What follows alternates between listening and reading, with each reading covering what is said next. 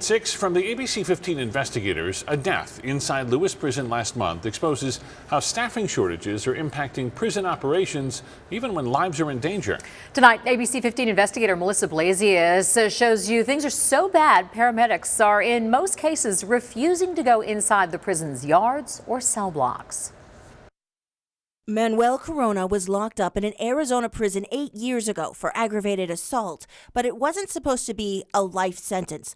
The 30-year-old inmate died on February 12th after experiencing a medical emergency and before he could be loaded into an ambulance for the hospital. There's failures that are just cascading down. It's like an avalanche of failures. The Arizona Department of Corrections, Rehabilitation and Reentry refuses to tell ABC 15 exactly what happened, telling us to submit public records requests that can take up to a year to fill. Meantime, a correctional officer union leader, an ambulance company spokeswoman, and a prison reform advocate are all talking. They're shooing away staff, and the shortage is getting worse and worse and worse. You actually notice that there's fewer people? Yeah, we noticed that, yeah. There just aren't enough bodies there to protect them. It's a travesty. Multiple sources tell ABC 15 that Lewis Prison's max security RAST unit was short-staffed the Saturday that Corona died. Just 9 correctional officers on duty, although the Department of Corrections would not confirm that. It's unclear how quickly correctional officers noticed that Corona needed medical help, but ABC 15 sources say when prison staff tried to use an AED to defibrillate his heart, the device malfunctioned.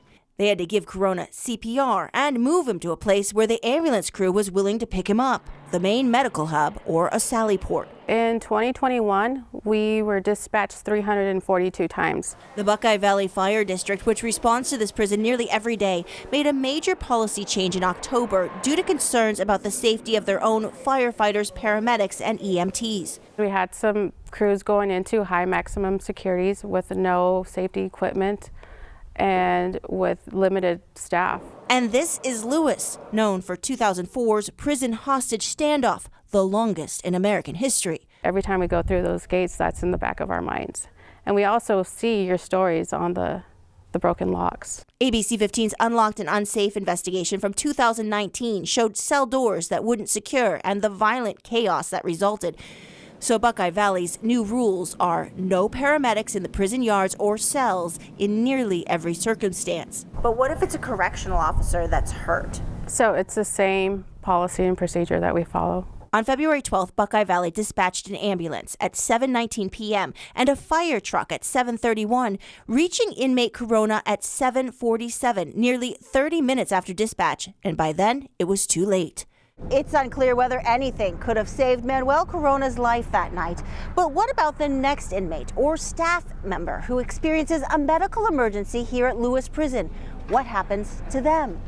The inmates are very frustrated. Some of them are fearful because they know how vulnerable they are. Buckeye Valley fire officials don't think that their new protocols jeopardize care because they say the prison always has a doctor or nurse on site. And they will go in cases of cardiac arrest, stroke, or trauma, but only if they have 2 crews, and moving the patient would cause more harm.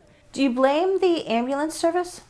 No, not at all. I mean, I think they have a right to expect that their first responders are going to be safe. The responsibility falling back on the Department of Corrections. In order to have safe and secure prisons, you need to have staff. They have to find a way to get more people.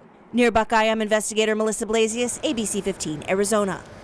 And we are still waiting to hear the official cause of Corona's death. Autopsy results are pending. To see all of Melissa's reporting on prison staffing crisis, go to abc15.com/investigators.